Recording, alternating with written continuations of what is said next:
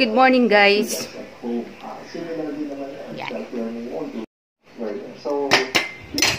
Tayo ay magkape. Hindi kape, guys. Nag-milk ako.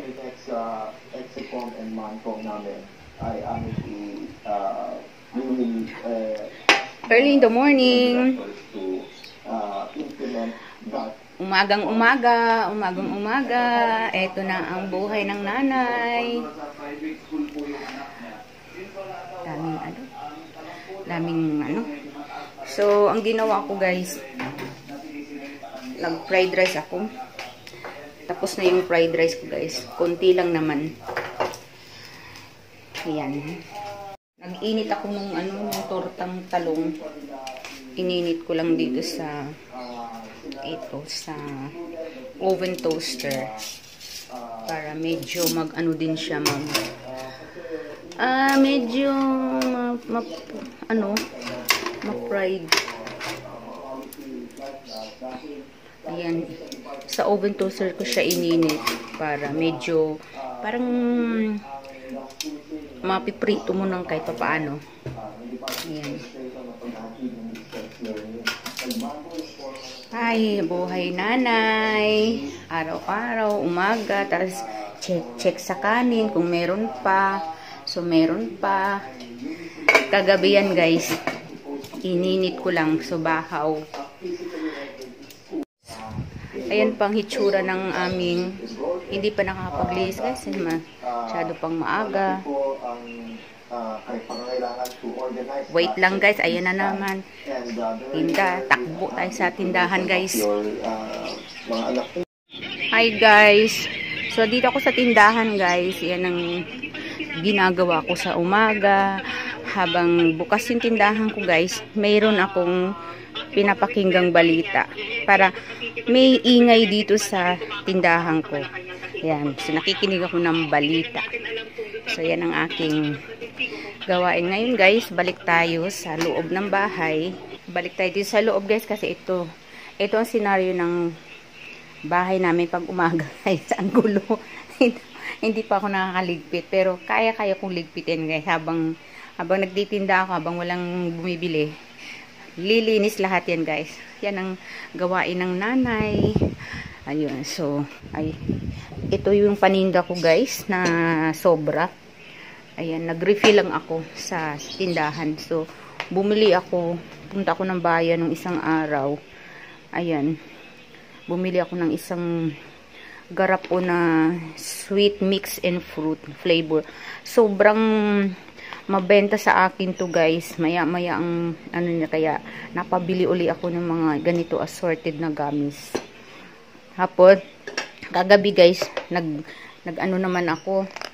Meron kasi akong panindang dilis, yung matamis, sweet dilis. So, nakatuwaan ko lang, guys, na kumain. Sinubukan ko lang. Matamis. Tapos, lagyan ko ng suka. Yan, dilis yan, guys. Ay, appetizer. Masarap siya. Lagyan ng suka. Ayan. Tapos, may sili pa. Ayokong pisain yung sili, guys. So, yan ang aking ulam. Kakain muna ako ngayon, guys. Pagkatapos kong kumain, saka ako magliligpit-ligpit ng mga, ligpitin. Yan. Kagabi, nagbara ito. So, magdamag ko itong nakababad sa sosa. Effective ang sosa, guys. Yung kulay red na sosa. So, wala na siyang bara. Ayan.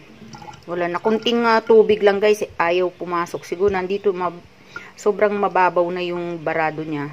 So, natunaw na siya. Tinunaw ng sosa. Grabe yun. Mainit sa kamay, guys. Baka pati daliri natin matunaw din, eh. So, natunaw na yung yung nakabara dyan ng mga yung parang mga oily na mga baka naipon. Ayan. Ayan, guys. Let's eat. Ayun, medyo na crispy yung yung tortang talong, na crispy siya. Kaininit ko siya sa oven toaster, kaya nga toaster, medyo crispy na siya, guys. Yan ang ulam ko, guys. Tapos fried rice, and then yung Yung ano, sweet dilis. Nilagyan ko ng suka. Sarap. Let's eat. My appetizer.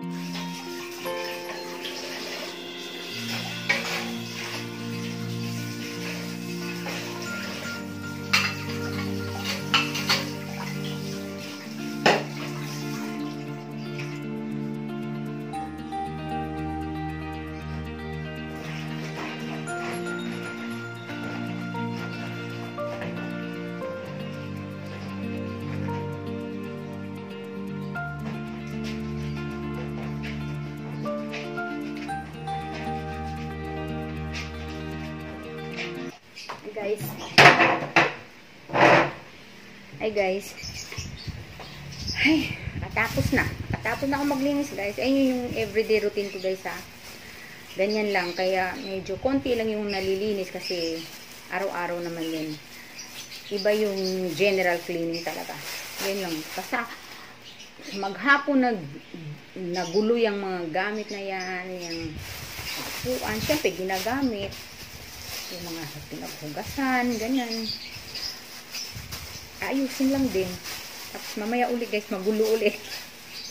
Magulo tayo, merienda naman tayo. Ginutom ako. Ayan o. Tinapay namin.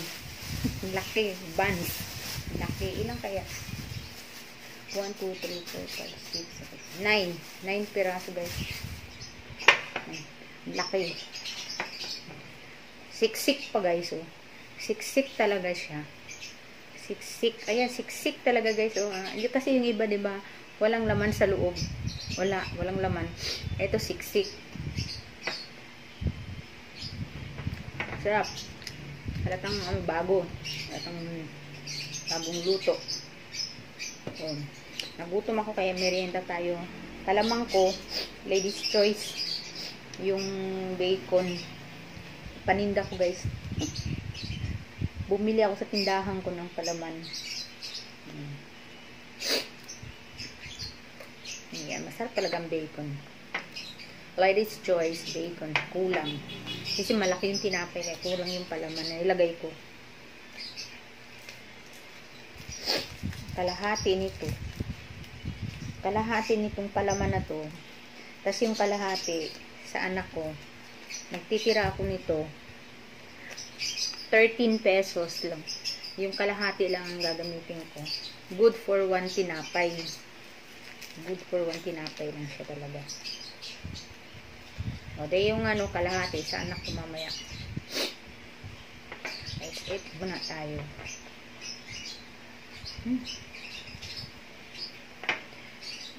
May partner, guys. Parang masarap may partner ito. Wait lang, guys. Ang kulang kape. Yan. Dati kong kape, guys. LA Coffee. Yan yung dati kong kape. Yan, ang umiinom nito ngayon yung anak ko. Na parang na-miss ko siya, kaya iinom ako ng LA Coffee. And dyan pa naman yung aking iFern Coffee.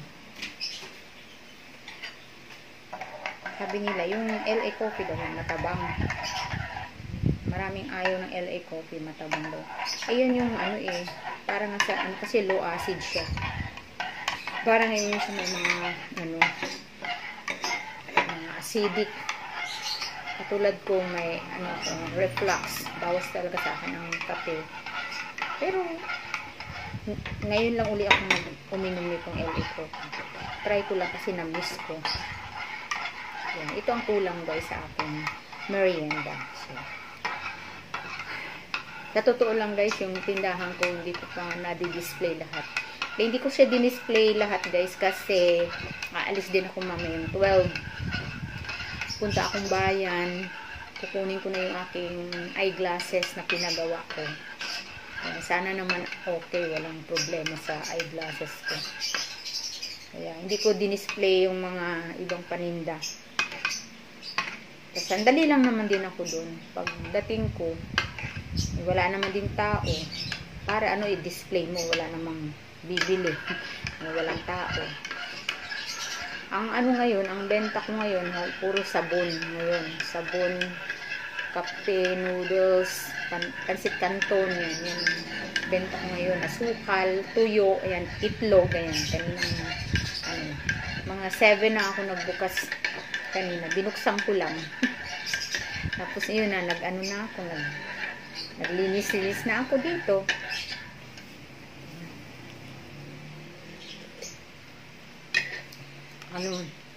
Matabang, kulang sa asukal. Dahil siguro marami yung tubig ko. Kasi ayoko nung parang mapait ba, guys. Kaya dinadamihan ko ng tubig. Yun. Alam ko na yung sukat na sukat ko ito. Isang kutsaritang asukal lang. Ayos na. Isang kutsaritang asukal lang yan. Ayos na yung tamis. Hindi siya ganun katamis. Hindi siya ganun. Hindi rin matabang. Tama lang talaga. Ayan.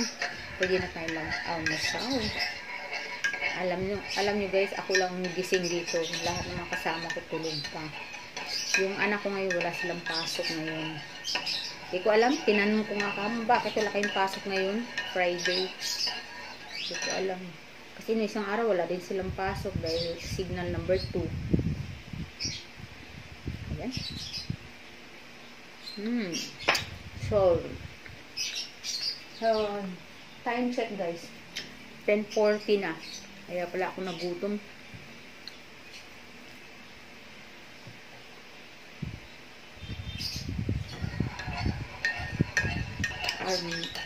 Yung almusal kanina, mga 7:30. Tapos nakapaglaba pa ako, guys. Kanina, paglaba pa ako ng mga, di ba? Yung mga face mask. Nilabang ko mga face mask namin na ipon.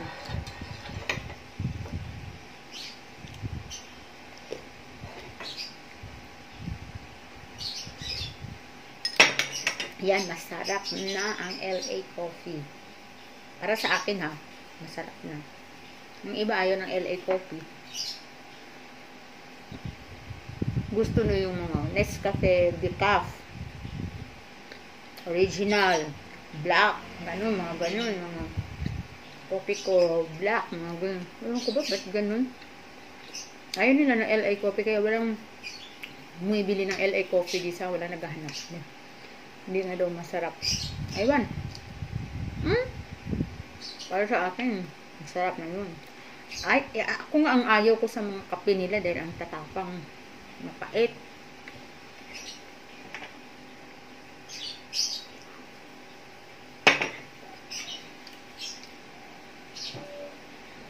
Kahit anong kape guys, hindi ko iniinom dyan. Except LA coffee. Kasi dati natikman ko sa ibang lugar ba, siyempre mapipilitan kang makikisama, kiinom ka din. Kape nila mga kopi ko brown, mga ganun po. Basta yung matatapang.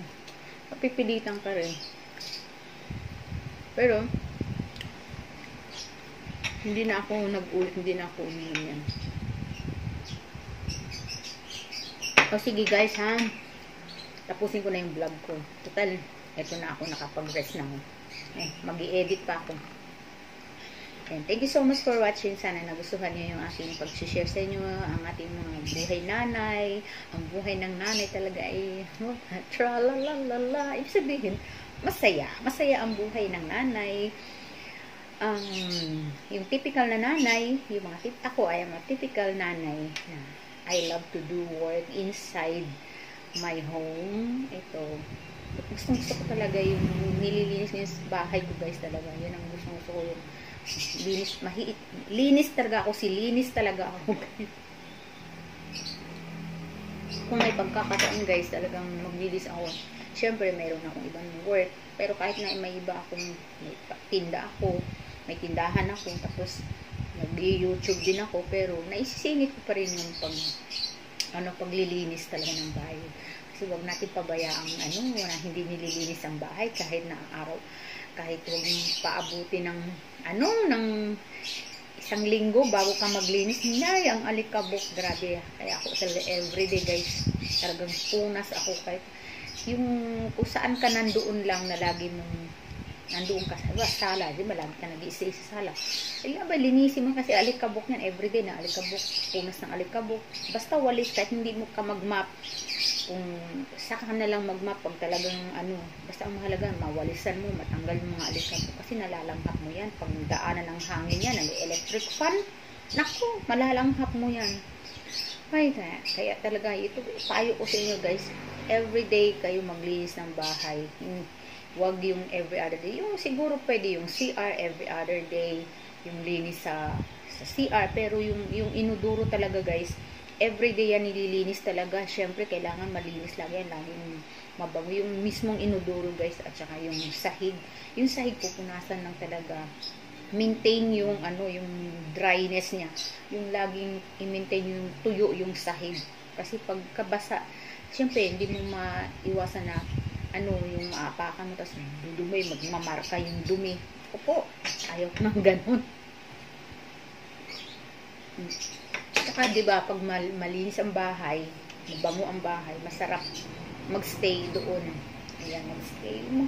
Yung makikita mong ibang, hindi kukulot ang buhok mo pag nakita mong magulo yung bahay mo. Hindi ko naman sinasabing perfect ako. Hindi ko sinasabing perfect yung ayos ko. Basta at least kahit pa paano maayos, hindi sabog yung mga gamit, di ba?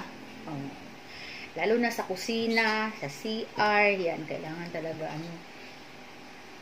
i-arrange natin, i-ayusin natin, laging natin linisin, laging gagamit ng sabon, hindi lang punas-punas sabunan, kasi ang sabon, mayroong may chemicals yan na nakakapagpalinis talaga. Pag puro tubig lang yung pupunas mo, walang mangyayari doon. Nandun pa rin, hindi matatanggal yung mga stain dyan. Diba? Yun lang payo ko guys. Sa mga nanay at yung magiging nanay pa. At syempre, di ko naman pinapangaralan yung ibang mga nanay na talagang magagaling na maglinis. Sa akin lang, magpaalala lang din dun sa mga iba na tamad maglinis. Hindi naglilinis araw-araw. Kasi tinatamad. May time din naman kasi tinatamad tayo, di ba? Lalo guys, kung may anak tayo na maliliit, Diyos ko, tapos gagapang-gapang dito sa dumi ng sahig. Naku po. Yan. So, this is Ma'am Shilin, and please subscribe, mag-like, mag-comment, mag-share kung gusto nyo. Yan. Thank you so much for watching. God bless, and ingat-ingat po tayo. Huwag muna tayong maglalabas kung hindi man kailangan.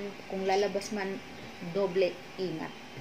Doble ingat. Yan, paalala ko sa inyo. Mga mamshi. Ayan. Yung mga viewers ko dyan, mga subscribers ko dyan. Ayan. Ito lang masishare ko. Buhay ng nanay sa araw-araw na ginagawa ng Diyos.